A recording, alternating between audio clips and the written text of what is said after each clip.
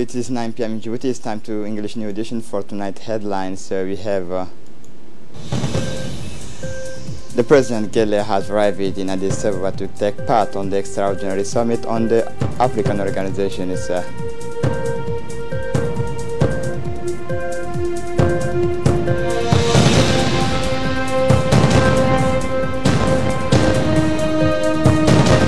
Djibouti concerning development of digital economy, closures of the Digital Economic Forum.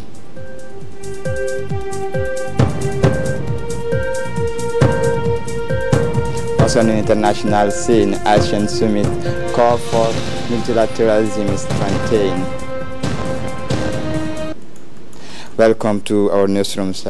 The President of the Republic, His Excellency Ismail Omar Gelle, has arrived this Friday afternoon in Addis Ababa, the Ethiopian capital, where he will take part from 17 to 18 November 2018 in an extraordinary summit of the African Union on the reform of the organization itself.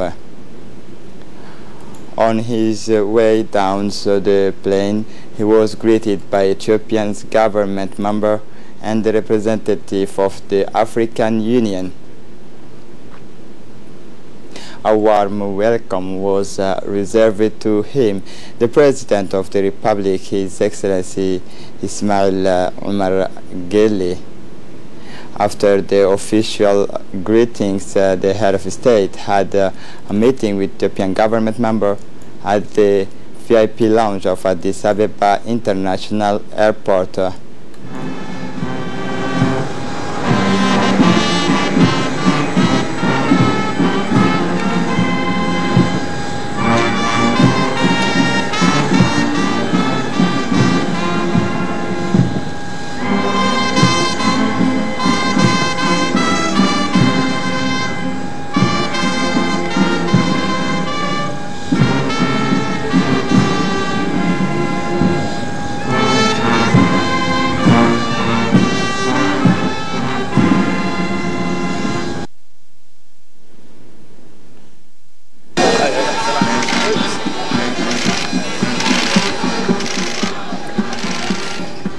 During this interview, they discussed the relations of friendship and fraternity existing between the two countries.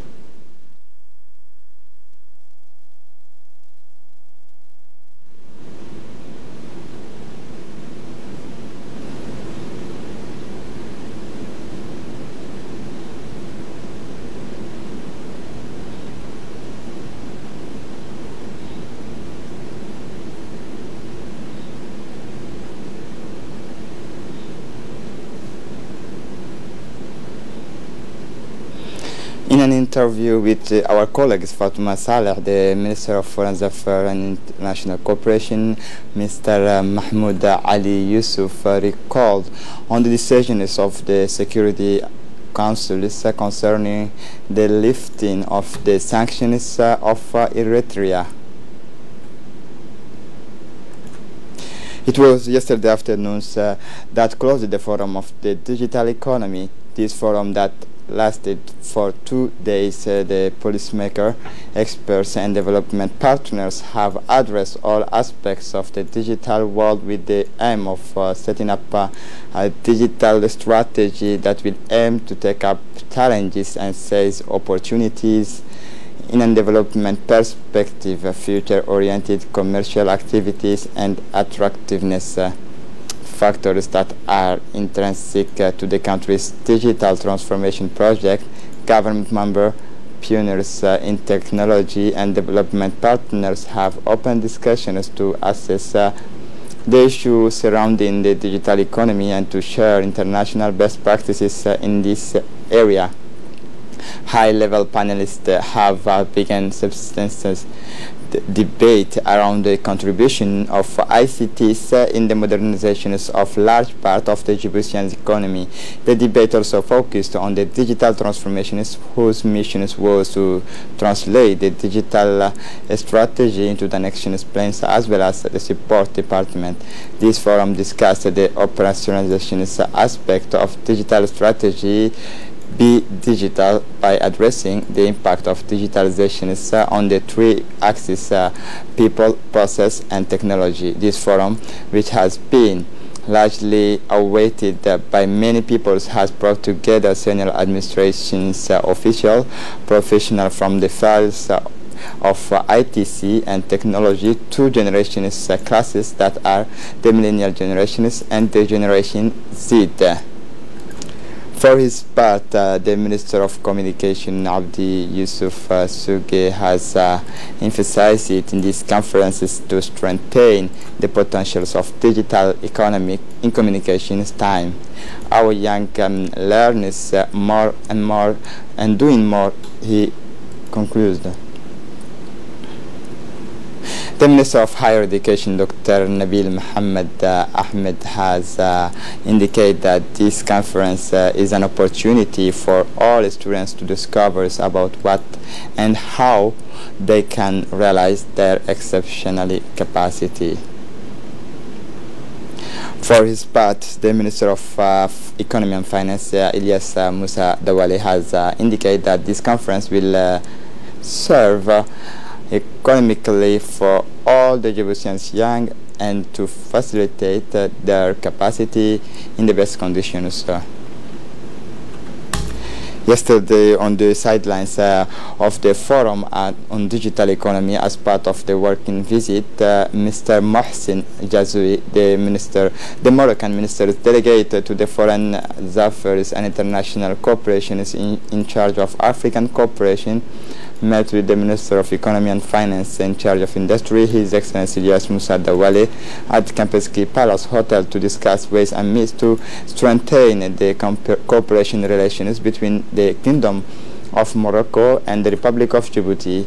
The visit, which is part of the strengthening of relations between the two countries, who was an opportunity for Moroccan minister to take stock of the progress of bilateral relations and which concern many sectors: fishing, agriculture, transport and logistics, vocational training and housing, among others. It was also a question of exploring the new opportunity offered by the Djiboutian economy for Morocco. The Minister of Economy and Finance in charge of Industry, Ilyas Musa Dawali, took advantage of this visit to explain to the Moroccan minister that Moroccan entrepreneurs and businessmen are welcome to invest in Djibouti, recalling that two countries have long undergone major economic reforms that have allowed them to record significant growth and to attract foreign direct investment in many sectors of activity.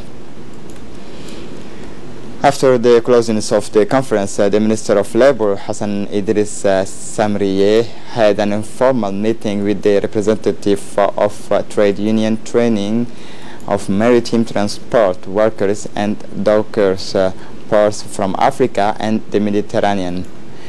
The 2 days conference, organized by General Union of Djiboutian Workers in partnership with the World Federations of Trade Union at the People's Palace, brought together 35 delegates from 14 African countries and ports bordering the Arab and Mediterranean Gulf. A conference whose main theme was improving the economic and social conditions of workers and dockers.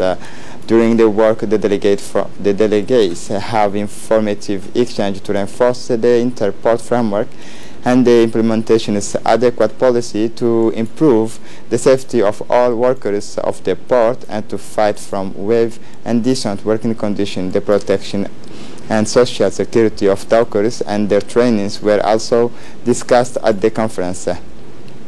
During the high-level segment of the 14th conference of the parties, the convention is on biological divestments COP14 held in Sharm el-Sheikh, Egypt on November 14. The Minister of Housing, Urban Planning and Development Environment, His Excellency Musa Mohammed Ahmed, spoke on the behalf of Eastern Africa countries in panels of useful experience and lessons learned to combat land degradations and ecosystems respirations in Africa. During the second day of these high segments of COP 2014, the fight against climate change, His Excellency Musa Mohammed Ahmed took part in the round table on the integration of the biodiversity in the energy sector by putting before the development of renewable energy. On the sidelines of this conference, Musa Mohammed Ahmed planted a young olive tree plant named Djibouti in the peace parks of the beautiful city of Sharm el-Sheikh.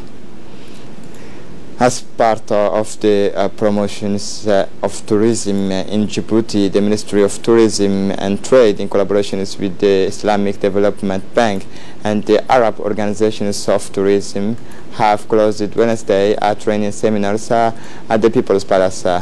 Complete of the different thematic workshops, the works of the seminars was held by the Minister of Trade and Tourism, Mr. Hassan Mohammed Ibrahim, and the Secretary General of the Arab Organizations of Tourism, Mrs. Suad Al-Jabiri. During these days, the workshop consists of 3 modules of trainings were presented to participants of the seminar to promote Djiboutian tourism.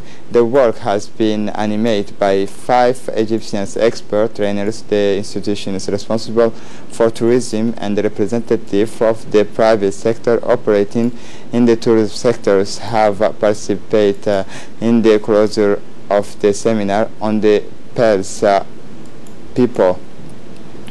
This Thursday, November 14th, took place the workshop on restitutions of the work of feasibility studies of Forest of Dai for possible proposals of inscriptions with the World Inheritance. Several national structures in charge of natural heritage management, cultural researches and civil society, as well as local elected officials, including the deputy from Tajura region, participate and enriched the debate during this workshop.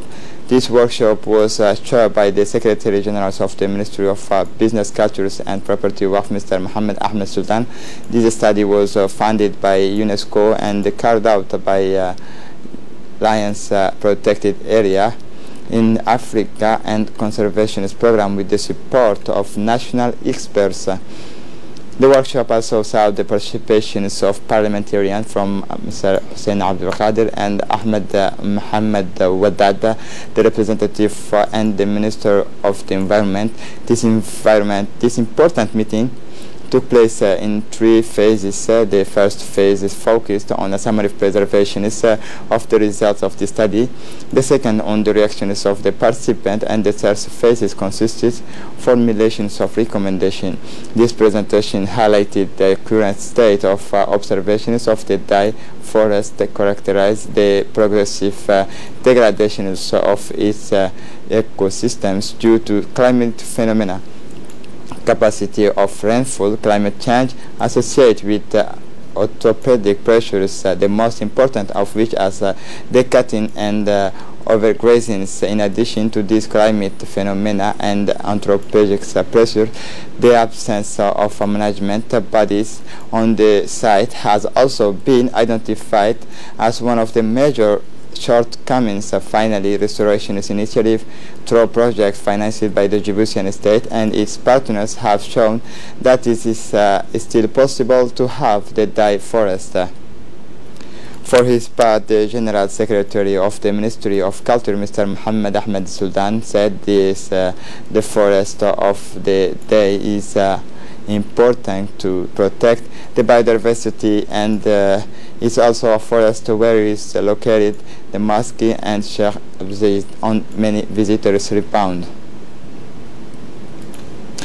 On the sidelines of the closeness of 32 sessions administrative council, the city of Djibouti, the mayor of the city, Mrs. Fatuma Awali Usman, mayor of Djibouti, organized his counterpart, mayor of the Hargeisa city, Mr. Abdurrahman Aidid, and courtesy visit to the offices of the Djibouti Rose. The mayor of Hargeisa was accompanied by the consul of Djibouti in Somaliland, His Excellency Hussein Omar Kawaliye. The Director General of the OVD, Mr. Sharmake Yusuf Musa, received the mayor and her counterpart from Hargeisa, Mr. Abdurrahman Aidid. He described it to them. The functions of the Djibouti Highways Office, the collections of garbage in the road arteries and in the districts of capital, among other things. He explained the geolocation systems of the OVD cars as well as the obstacles encountered in the exercises of their missions.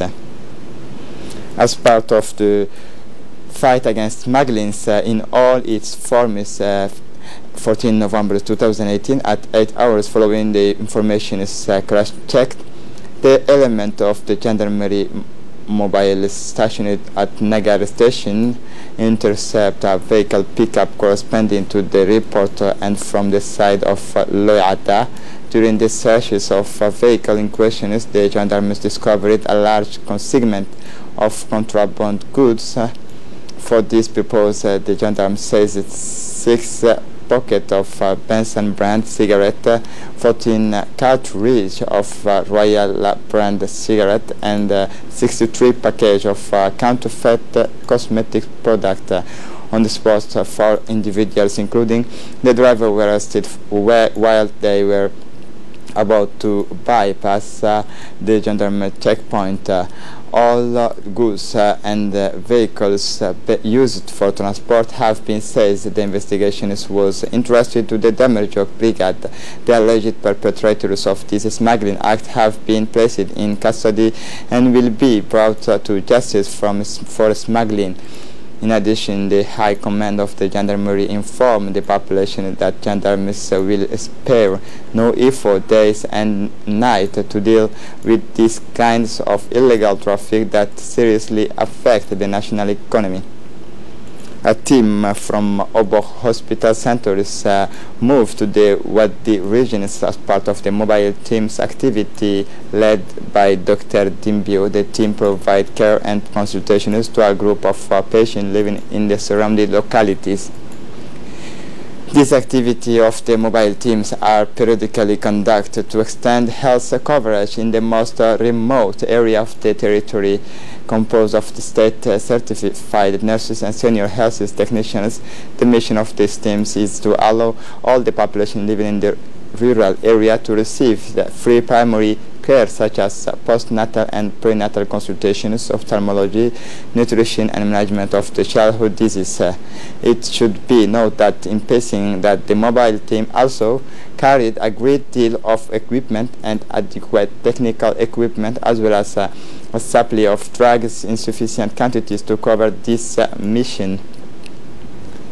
Asagaila Youth Association is conducted in the day of Fridays. The distribution is of school kits consisting of school supplies as well as a book of reading and comics for the children of primary schools of Girori initiative chaired by the president of the association, Mr. Abdul Qadir Muhammad, and the vice president, Mr. Muhammad Nuhu Kamil. These equipment were received by the director of the school, Muhammad Hassan, as well as the customary villages leader, the Girori community, and parents of the students.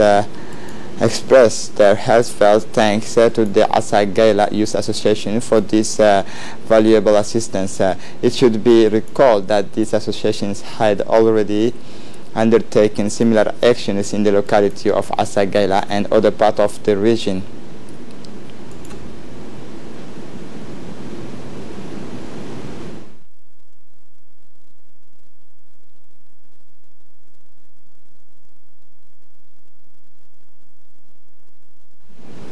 And to close up this edition is for the international scene, the 21st associations of Southeast Asian nations, ASEAN Plus 3 summit held on Thursday called for member collective effort to tackle challenges and maintain multilateralism. Listen to this report.